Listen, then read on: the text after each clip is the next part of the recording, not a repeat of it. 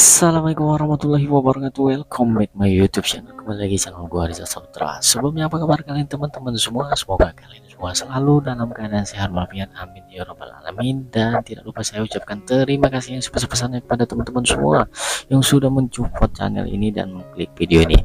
Oke, pada kesempatan kali ini saya akan mengajak menyaksikan sebuah video di mana keinginan dan pujian dari profesor Malaysia terhadap kesuksesan bahasa Indonesia, di mana dengan bahasa Indonesia ini Indonesia berhasil menyatukan banyak suku di Indonesia, guys. Dan Profesor Malaysia juga menginginkan agar Malaysia menerapkan cara-cara seperti Indonesia ini agar bahasa yang mereka akui sekarang ini yaitu bahasa Melayu Malaysia bisa seperti Indonesia. Oke, seperti apa video lengkapnya, kita langsung aja cek itu.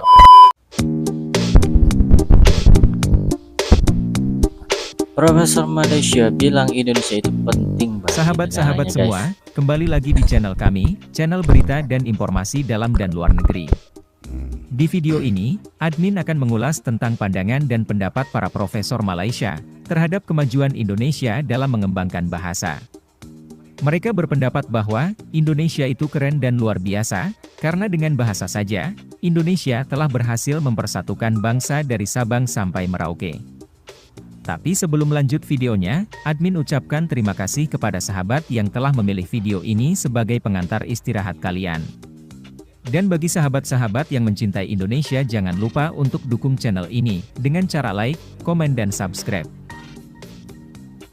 Karena melihat kemajuan Indonesia yang signifikan, dan kecerdikan Indonesia dalam membina bahasa, membuat para profesor Malaysia beranggapan bahwa, Indonesia itu sebagai negara penting bagi negaranya. Malaysia patut mencontoh Indonesia, baik itu dalam berpolitik, maupun dalam cara mengembangkan bahasa. Pakar bahasa Melayu telah mengakui, bahwa Malaysia telah kebingungan, dan gagal dalam menggunakan bahasa Melayu, dan gagal untuk mempersatukan rakyat multiras di Malaysia. Selain daripada itu, mereka juga mengakui bahwa rakyat Indonesia telah menjadikan Pancasila sebagai landasan nilai fundamental serta universal dalam kehidupan bermasyarakat dan bernegara. Cara seperti ini tentunya sangat berbeda dengan yang ada di Malaysia. Rukun negara di Malaysia cuma bersifat simbolis, serta tidak diterapkan dalam kehidupan bermasyarakat. Yuk kita simak penjelasan yang disampaikan oleh Profesor Teong Kok Seong. Tidak boleh berbahasa kebangsaan dianggap satu masalah yang besar oleh warga negara Malaysia. Fellow Utama Institut Kajian Etnik kita, Universiti Kebangsaan Malaysia UKM, Profesor Emeritus Dato' Dr. Teo Kok Seong berkata, bahasa Melayu itulah istilah yang digunakan pakai dalam perlembagaan persekutuan kita. Apabila kita sebut tentang bahasa kebangsaan kita, namanya ialah bahasa Melayu. Itu pada perkara 152 Perlembagaan Persekutuan. Bahasa Melayu adalah bahasa negara kita, berperanan sebagai bahasa kebangsaan dan juga bahasa rasmi. Istilah bahasa Malaysia ni datang kemudian sebagai satu cara untuk mempertingkatkan perpaduan. Dan kita pinjam dari Indonesia. Indonesia mengambil bahasa Melayu, mengangkat bahasa Melayu sebagai bahasa negara dengan memberi nama nasional bahasa Indonesia. Dan kita dapat lihat cara itu berjaya sekali. Rakyat Indonesia begitu teruja dengan bahasa negara mereka, nama nasional bahasa Indonesia, dan mampu dah dengan nama itu rakyat Indonesia yang dari kelompok peribumi itu saja kan 1,500 suku itu dapat disatupadukan. Jadi kita 1.500 suku, guys, dapat disatukan ya dengan bahasa Indonesia. 12 Mei kita memberi nama bahasa Melayu itu bahasa Malaysia. Tetapi kita tidak ada ubah dari segi perlembagaan. Maknanya nama itu kita angkat untuk tujuan sosiopolitik sajalah, untuk menjadi wadah yang kononnya lebih mesra kepada yang bukan Melayu, untuk mendakap bahasa Melayu itu sebagai bahasa negara mereka bangga. Tapi sayangnya dengan nama sedemikian dan makna nama nasional bahasa Malaysia itu, penerimaannya pun tak seberapa. Maknanya, ialah kalau waktu tu kita tanya orang bukan Melayu, pemimpin Cina dan sebagainya, mereka mengalu-alukan penamaan itu. Baguslah, ini bahasa kita semualah rakyat Malaysia.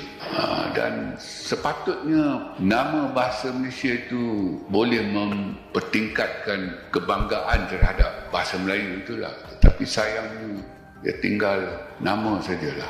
Dari segi perundangan negara, tidak ada pun istilah bahasa Malaysia itu digunakan pakai. Dan dari segi sosial budaya pun, fitrah di mana-mana pun, bahasa itu diberi nama dengan mengambil nama kelompok bangsa itu yang menuturnya sebagai bahasa ibu. Bahasa Jepun, bukan bahasa negara Jepun, bahasa orang Jepun. Kan? Walaupun kita kata bahasa Indonesia, kalau dalam bahasa Inggeris, dia tak panggil Indonesia language, Indonesian. Bila ada Indonesian itu orang. Dan kalau kita guna bahasa Malaysia, nama Inggerisnya Malaysian, kan bukan Malaysia language. Contoh bahasa Inggeris kan, dituturkan di Australia, dia tak bagi pun nama bahasa Australia, kan bahasa kelompok asal-usul di Inggeris. Bahasa Inggeris dituturkan di Kanada, bukan bahasa Kanada, bahasa Inggeris. Dia mula di England kan, orang Inggeris. Pergi ke Amerika pun English juga. Ialah dia American English lah. Dia lain daripada British English. Jadi kita banyak benda kita gagal. Maknanya kita mengambil rukun negara kita pun dari Indonesia juga, iaitu Pancasila mereka kan. Dan Pancasila di sana begitu berjaya. Kita di sini tak berjaya. Berjaya pada tahap awal saja. Ingat 5 prinsip itu. Tahap ingat, hafal. Sepatutnya kerajaan kita langkah daripada hafal ingat itu kepada faham. Kita harus memahamkan rakyat, anak-anak di sekolah itu tentang makna setiap prinsip itu, rukun negara sebagai keseluruhannya, dan sekarang diangkat 5 cita-cita negara itu. Lepas faham, kita nak angkat nilai amal. Jadi kita berhenti pada tahap hafal dan ingat. Yang itu kita handalkan. Hafal 5 prinsip dari sekolah rendah sampai tua pun masih ingat lagi. Jadi entahlah, di Malaysia ni banyak perkara yang baik tapi tak ke mana sebab kita lemah dari segi pelaksanaan. Kita hangat-hangat tak. Mula-mula memang kita hebat. Lepas itu kita tersasar. Nah, itulah tadi penjelasan dari Profesor Malaysia tentang politik dan bahasa Melayu di Malaysia yang diungkapkan dalam videonya. Profesor Malaysia mengatakan dengan tegas bahwa Malaysia telah mengalami kegagalan dan kebingungan dalam membina bahasa Melayu untuk mempersatukan masyarakat multiras di Malaysia. Menurut kalian bagaimana tentang yang dikatakan Profesor Theo dalam video ini? Jika di antara kalian punya pendapat lain, silahkan tinggalkan pesan di kolom komentar. Dari saya dicukupkan sampai di sini dulu, dan kita akan jumpa lagi di video yang akan datang. Dan jangan lupa untuk dukung channel kami dengan cara like, komen, dan subscribe. Terima kasih.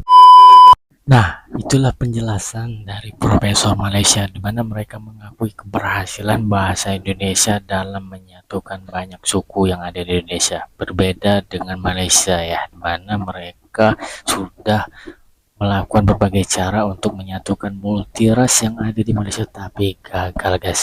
Jadi buat teman-teman semua, gimana menurut pendapat kalian? Silahkan tinggal di kolom komentar ya guys. Saya mohon maaf jika ada salah kata saya. Wassalamualaikum warahmatullahi wabarakatuh.